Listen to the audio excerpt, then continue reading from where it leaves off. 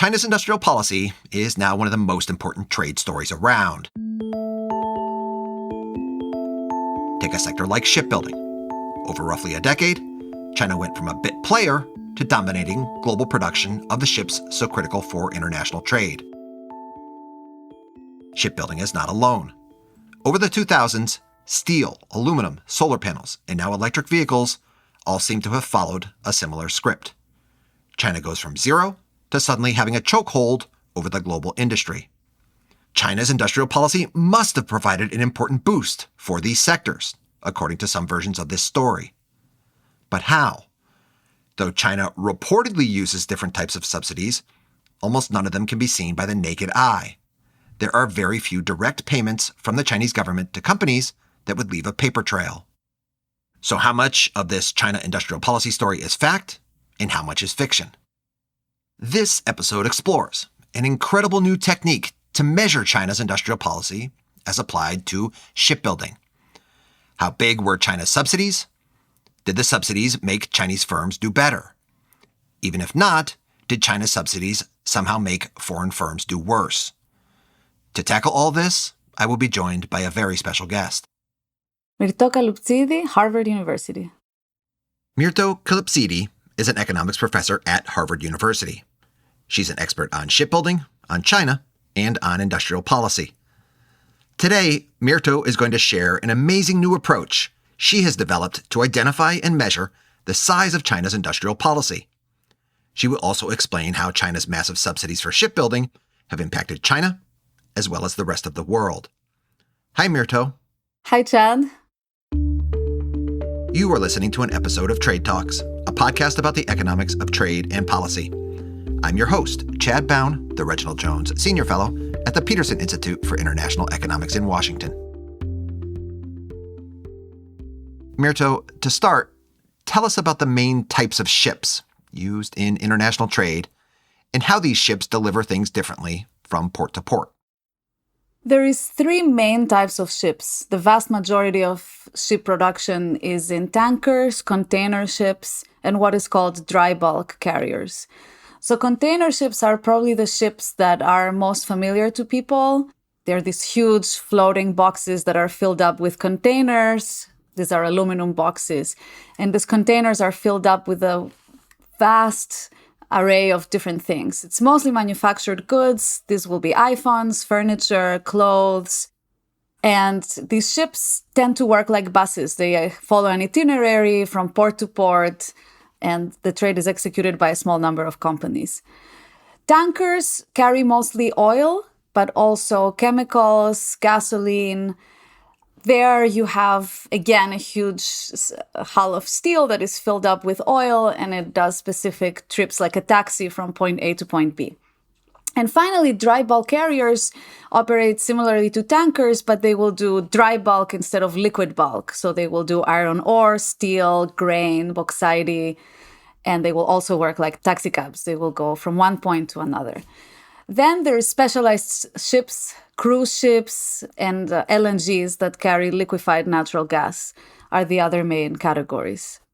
But for our analysis, we're going to focus on the first three types: container ships, tankers, dry bulk carriers, which are about 90% of global production. How do companies make a ship? Ships are the largest factory-produced product. What you need to build a ship is basically land, and actually land that is by the water, whether this is the sea or a river. And then the costs are 50% labor and 50% inputs. So you need workers, cheap labor, and you also need some basic inputs. Steel is obviously one of the most important inputs required to build a ship, but then it also helps to have producers that can provide things like engines, which are or can be fairly complicated objects.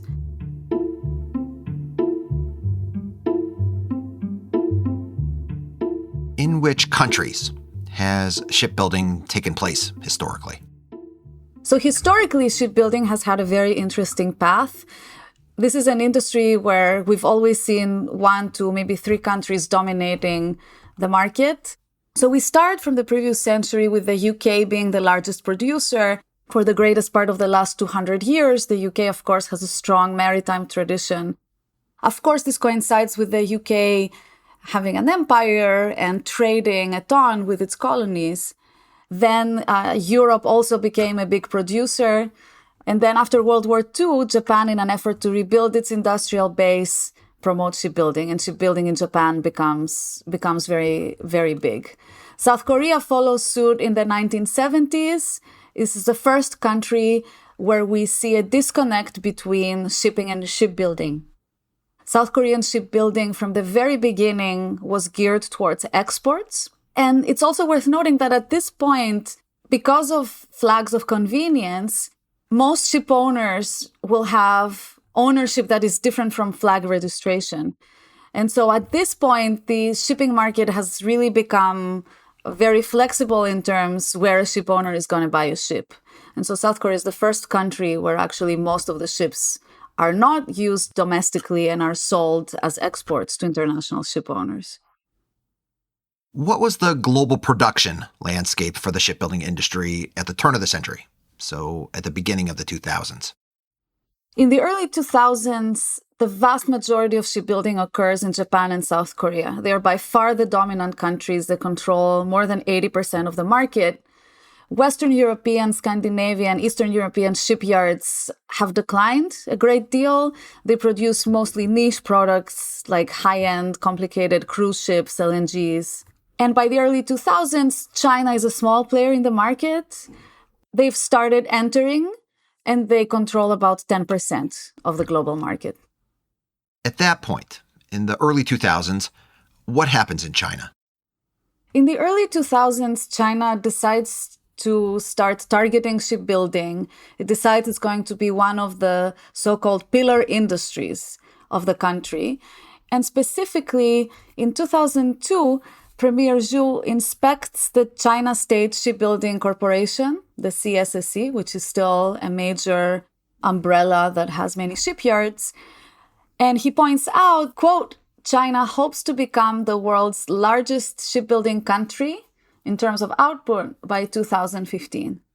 And this is a common theme in China, these goals to become the largest producer in industry X, Y, or Z.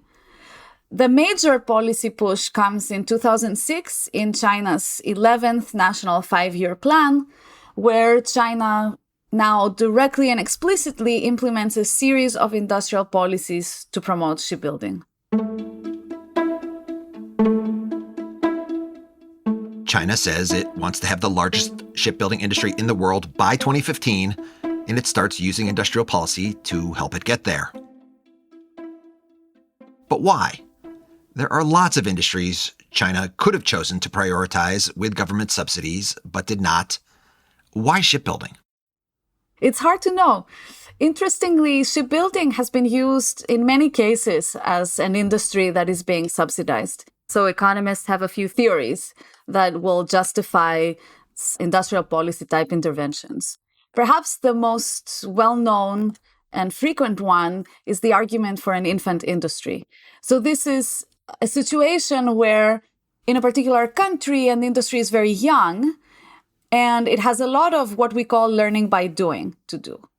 As the kind of expression itself suggests, it says that the more you produce and the more experience you obtain in a given production process, the better you're going to be at it. And so your costs are going to be lower. And that's what you want. If you want to compete internationally, you want to lower your costs by being more experienced so that you can compete in the global market. And if there are what we call learning spillovers, which means that one firm can learn from another firm, this provides an incentive for a government to boost production so that firms can learn collectively, go down their learning curve, which means go down their cost curve, and so be more competitive globally. Learning by doing is one theory for why a government might use industrial policy to promote a certain sector, like shipbuilding. What are some others? Another theory is spillovers to other sectors. So, for example, with shipbuilding, its kind of sister industry, steel. We know that steel is another sector that China is subsidizing. So shipbuilding could boost demand for steel, for example, and that could be a reason to boost the shipbuilding industry. Yet another justification for industrial policy is what is called strategic trade. So here a good example is Airbus versus Boeing. So you have two big firms from two different countries, and the government has an incentive to help its domestic firm gain a strategic advantage in this global market against the competing firm. If they can do so, this means that they are helping their firm gain a larger share of the global market, which is what they strive for. Shipbuilding is also very crucial for trade. China's trade obviously has increased dramatically in the past decades. We think a lot about Chinese exports. Chinese imports are equally big in tonnage. And so there's been speculation that China subsidized shipbuilding to essentially bring down shipping costs, freight rates, and therefore boost both its imports and exports. China mostly imports commodities and raw materials to build cities, factories, infrastructure. As it's growing, these are carried in dry bulk carriers and tankers. And of course, Chinese manufacturing is very export-oriented, and this boosts the building of container ships. Finally, there are reasons outside of economics to subsidize an industry. For shipbuilding, military considerations are obviously very important to the extent that becoming better at producing commercial ships makes you better at producing military ships. This provides an incentive to boost shipbuilding production. National pride may be another one. We want to be the biggest producer in this heavy industry in the world.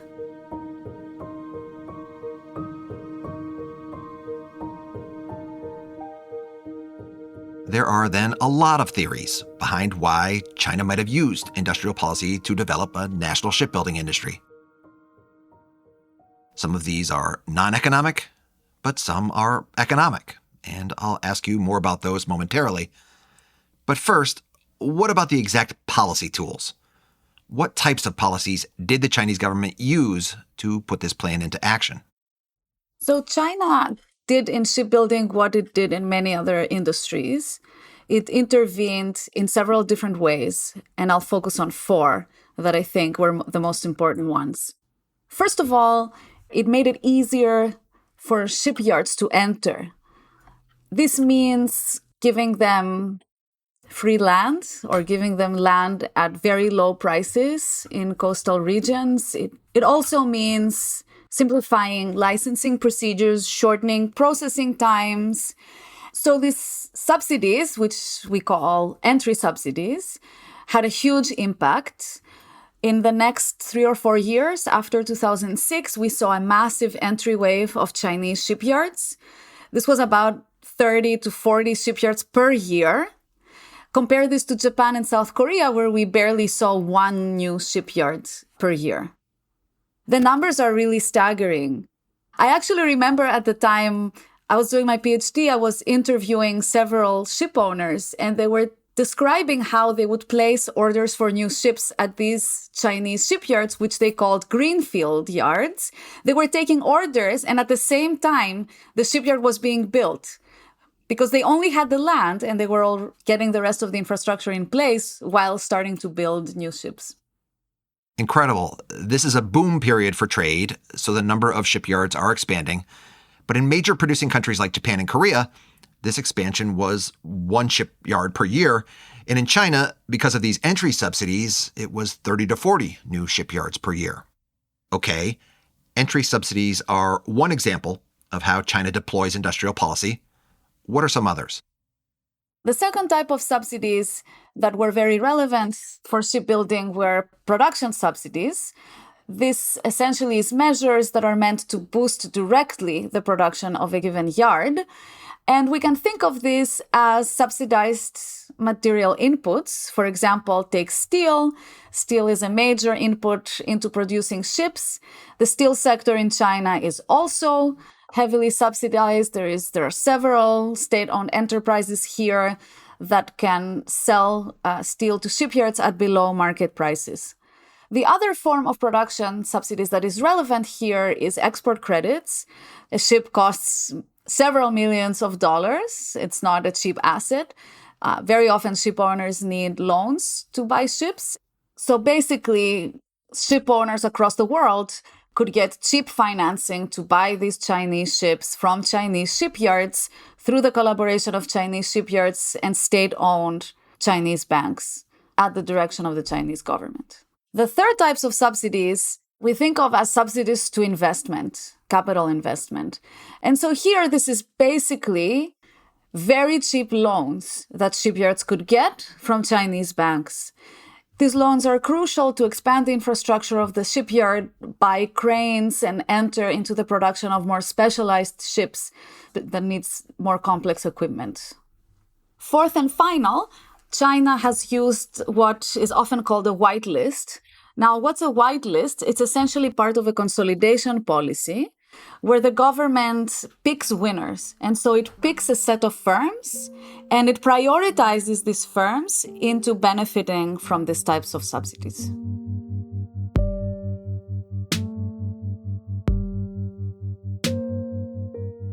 This is fascinating, and it's consistent with one of the problems we often hear about China, in that it offers so many different kinds of subsidies that it's impossible for analysts out there in the trading system to account for them all.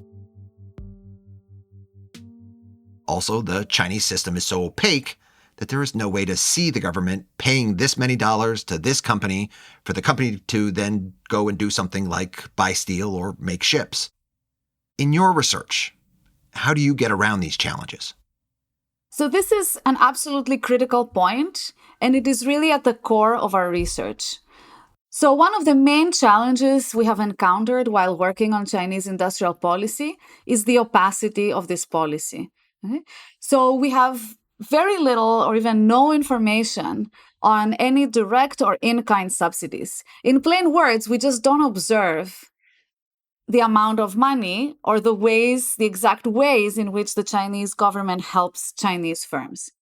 If you think about it, we don't even have basic information about the Chinese economy. We don't even have the actual budget of the government, let alone these types of subsidies.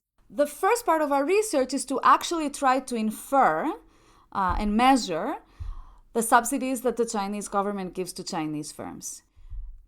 And to do that, we're going to rely on a combination of data and theory. The data is detailed information on the shipbuilding industry globally. We're going to observe what Chinese and non-Chinese firms produce, for example, and do at a very micro level. The theory part consists of us estimating the cost function of firms that are potentially subsidized. And we're going to be particularly interested in whether this cost function exhibits a break or a gap in 2006, which is the year that the Chinese government started subsidizing. So when we estimate this cost function of firms, do we see it jumping discretely in 2006? And if we do so, we're going to say that this is a jump that our model that can replicate what the industry does cannot explain this jump in costs, and hence this is attributable to subsidies. So the idea is compare Chinese to non-Chinese firms before and after 2006. And if we see this weird behavior in Chinese costs in 2006, this is what the subsidies are creating. Let me give a pretend example then, just to fix ideas. Maybe before 2006, Japan, South Korea, and China all produce ships and sell them at a cost of $5. Then after 2006, Japan and South Korea continue to sell a ship at $5, but China suddenly starts selling that same ship at $3. Then you're going to infer that the $2 difference is now what is being subsidized because you have nothing else to explain it. Okay, leaving my pretend example and now going back to your formal model of global shipbuilding, how large were China's subsidies for shipyards over this period? They were huge. So our calculation suggests we're talking about $90 billion between 2006 and 2013. This averages to about $11 billion per year spent. In terms of comparison, this is about half of the total Chinese industry revenue in that time period. We also find that this amount was mostly spent in entry subsidies. So about 70% of total subsidies were given to new firms in order to be established and start operating in the industry. And in contrast, production subsidies and investment subsidies were considerably smaller.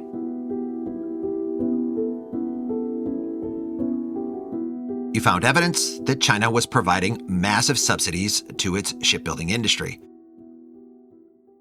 The second and maybe more important question is, what were the implications of those subsidies? What did you do next? So then we want to ask, okay, we find these subsidies, did they matter? How would have the world evolved in the absence of these subsidies? And the good thing about having written down a quantitative model that can predict how the industry will evolve under different circumstances is that we can actually perform this exercise. We can really take our model and say, let's use it to see what would have happened had China not subsidized in 2006. Now, you might ask me, can't we just look at before 2006 and compare it to after 2006? And the problem is that the world actually looked very, very different in the early 2000s versus the late 2000s.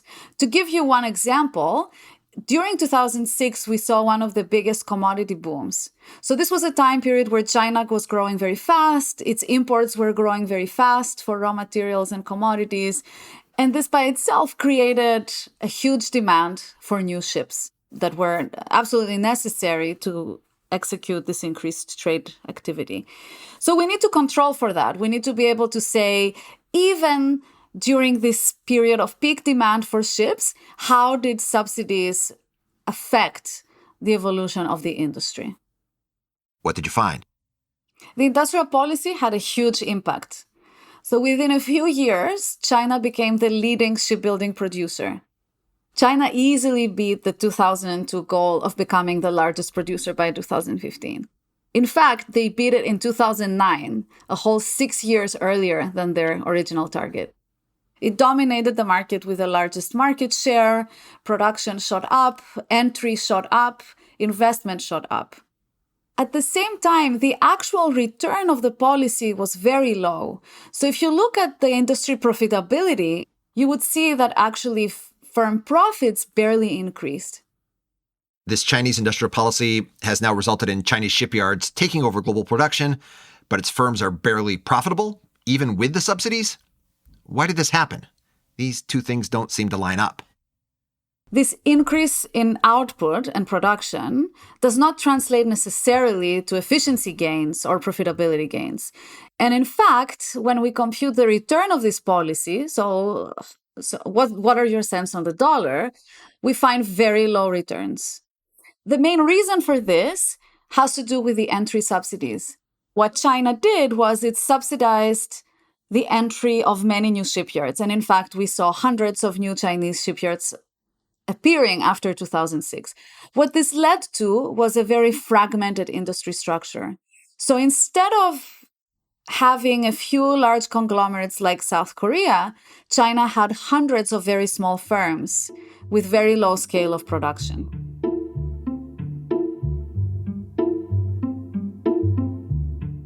Okay, now I want to go back to some of those economic motives for why China might have used industrial policy for shipbuilding. Let's start again with the theory. As you explained earlier, sometimes industrial policy can improve upon market outcomes. Say if a subsidy to one shipbuilder promotes learning by doing that might benefit another Chinese shipbuilder. Or if the subsidy to shipbuilders spills over to benefit some other sector of the economy, like steel. Or maybe China was doing this for strategic trade reasons. Did you find any evidence of those explanations here? So we've struggled a lot trying to understand what justifies these subsidies given the low returns that we find. We looked for evidence for learning by doing. We couldn't find any. If anything, what we see is that marginal costs tend to increase rather than decrease in past production, both at the firm level, but also at the industry level. And then we also didn't find any evidence of spillovers, say upstream to steel, downstream to ship owners, this is mostly exports, nor to employment. On strategic trade, we also find no evidence that this is a reasonable theory here. And the reason is simply that this is a very fragmented industry globally. So firms in all countries are fairly small compared to the total market, which suggests that there are very low returns in terms of profit stealing from the point of view of one government. There's no evidence of learning by doing or spillovers, and the results also cannot be explained by China having done this for reasons of strategic trade policy. All that being the case, did China's industrial policy for shipbuilding have an impact on its international trade? Definitely. So what we do see is that the subsidies had a substantial impact on China's imports and exports. So we can use our research to kind of look at what happened to freight rates. And what we found is that, not surprisingly, these subsidies led to more ships in the water. More ships in the water means lower freight rates, lower shipping costs for importers and exporters. Since China is a very big player in international trade, it has a very big chunk of both imports and exports. What we see is an increase in Chinese trade by about 5%, happening because of a decline of about 6% in freight rates. This amounts to about $150 billion annually.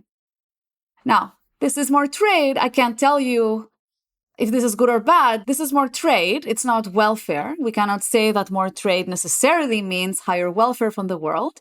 What we can say is that more trade from China intensifies what is often called the China shock. This increased trade from China affects the world in many different ways, and these subsidies have a contribution to this Chinese shock.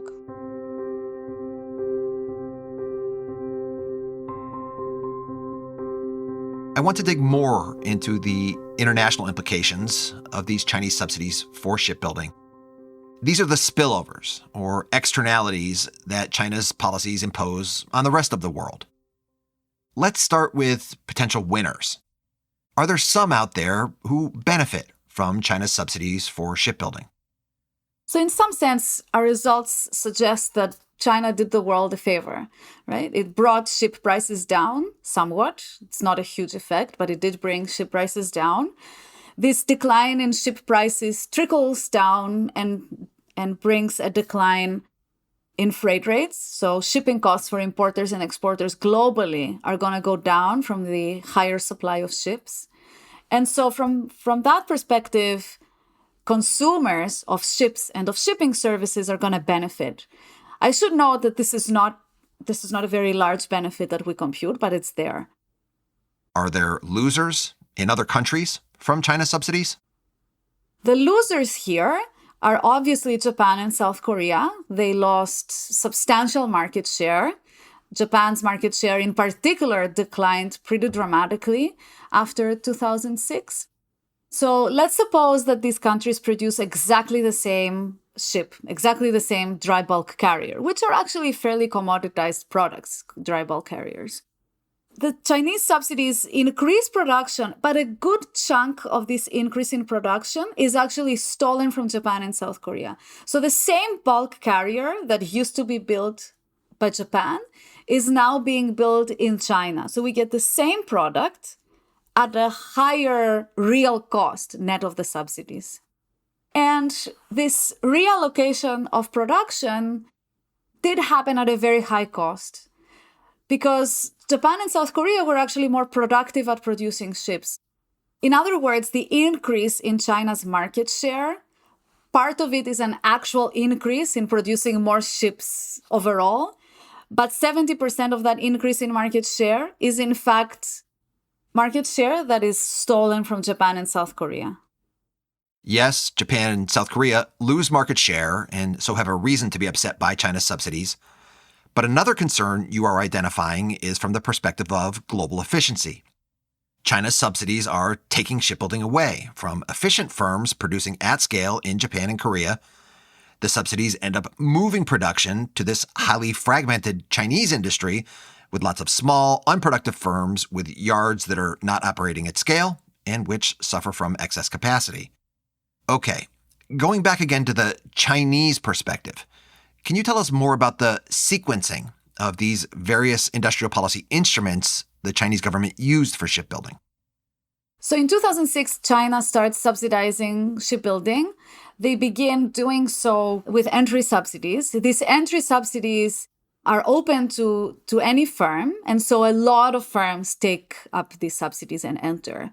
There's a massive entry wave of new firms at this point. It turns out this is quite inefficient. Why? Because who are going to take these entry subsidies? It's going to be firms that could not have begun operations, could not have entered if you hadn't given them this boost. It's the marginal firms. And as such, they are the most inefficient firms. So what these subsidies are doing is they're allowing the most inefficient guys to enter the market. In a period of boom, it's okay to have all these small-scale firms. But when the bust comes, and mind you, this is a very cyclical industry, when the bust comes, these small firms are going to be idle. They're going to be plagued by excess capacity, and they're going to exacerbate the bust that the industry is going over by providing this excess supply. So after the financial crisis of 2008, the Chinese government realizes this, and they pose a moratorium on entry. They say no more entry in this industry. And in addition, they issue a whitelist. What's the whitelist? They essentially pick specific firms, a good chunk of which were state-owned, and they prioritize these firms for governmental support. And in the future, whatever subsidies they're going to hand out are only going to go to these firms. The idea being they want to now create conglomerates that are going to compete globally and become world leaders in production.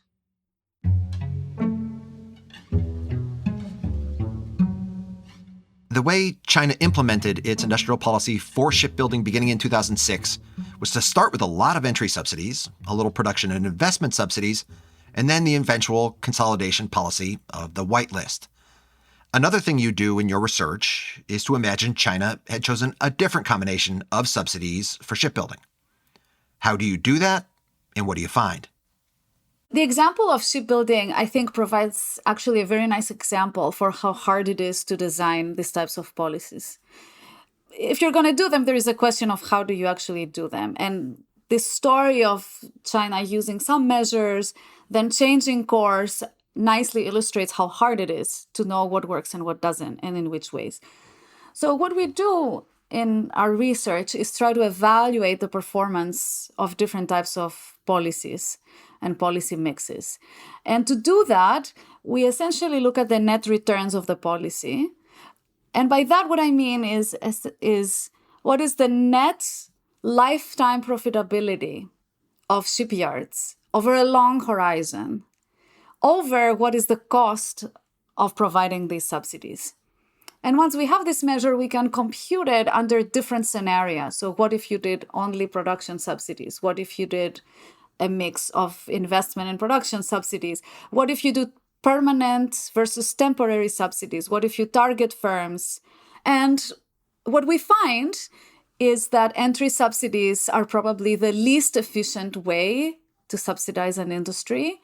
The reason is that entry subsidies attract the most inefficient firms. These are the marginal firms, the ones that couldn't enter on their own but needed this boost to enter. These are bound to be the lowest productivity firms. And so you're letting those in, which can be problematic. Production and investment subsidies tend to do better.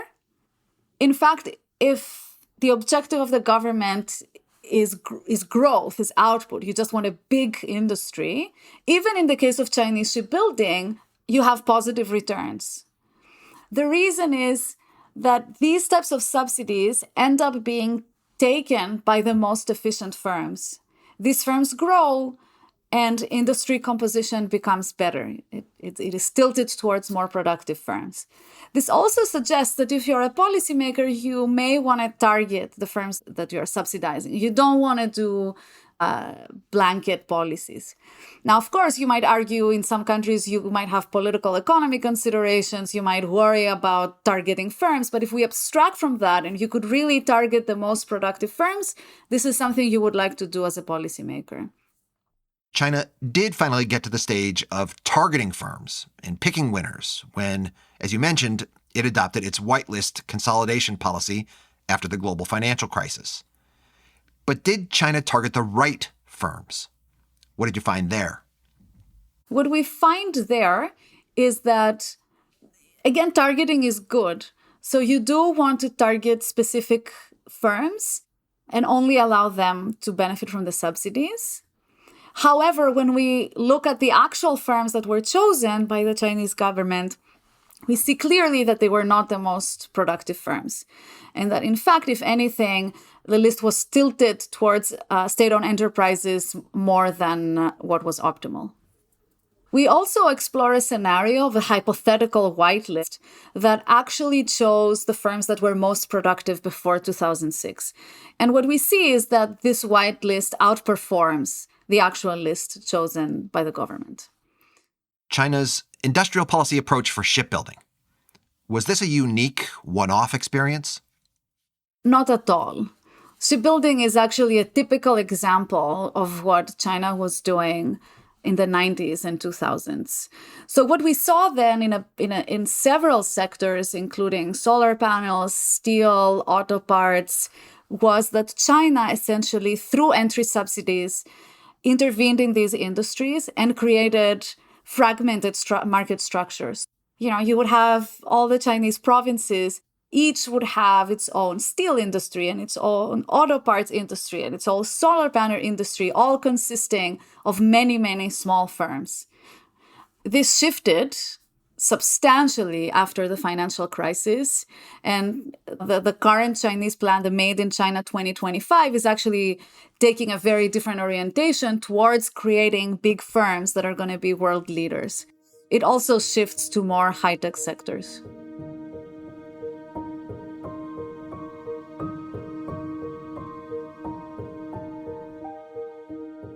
Mirto, as my last question, for Chinese policymakers or policymakers anywhere thinking about using industrial policy, what lessons would you like them to take away from your research? This is complicated.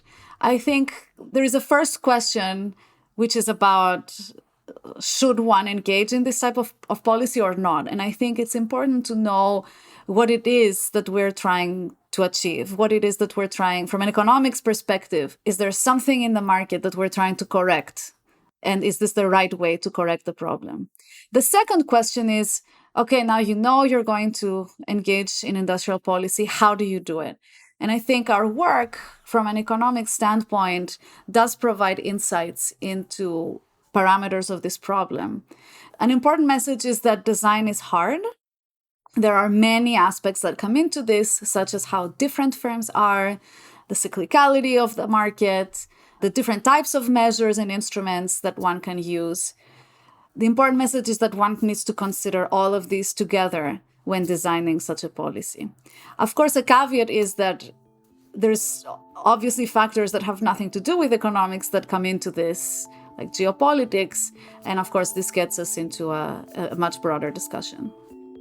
Mirto, thank you very much. Thanks for having me.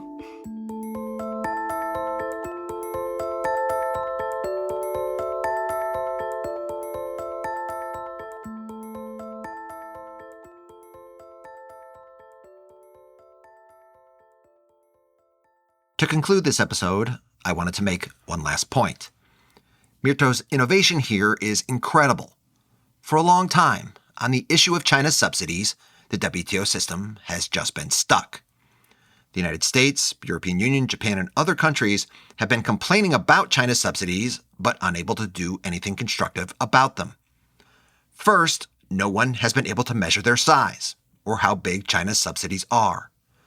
Second, without being able to see them or measure them, governments have been unable to assess the impact that China's subsidies have had on their economies. Mirto's new approach to identifying China's subsidies and measuring their impact may someday provide a path forward for the WTO. This kind of research may be the first step policymakers need to restart conversations about how to create fair and enforceable subsidy rules that would apply to all countries in the international trading system. Mirto's research should give us hope. And that is all for Trade Talks. A huge thanks to Mirto Kalipsidi at Harvard University. Do check out Mirto's paper with Panle Gia Barwick at the University of Wisconsin and Naheem Zahur at Queen's University, titled Industrial Policy Implementation, Empirical Evidence from China's Shipbuilding Industry. It will soon be published in the journal Review of Economic Studies. Mirto has some other incredibly interesting articles on Chinese shipbuilding. I will post links to all of them on the episode page of the Trade Talks website, www.tradetalkspodcast.com. Thanks to Melina Kalb, our supervising producer. Thanks to Sarah Tu on digital. As always, thanks to Colin Warren, our audio guy. Do follow us on Twitter or X. We're on @trade__talks. That's not one, but two underscores, @trade__talks. Because when it comes to the number of different approaches used to detect and estimate Chinese subsidies, 2 is better than 1.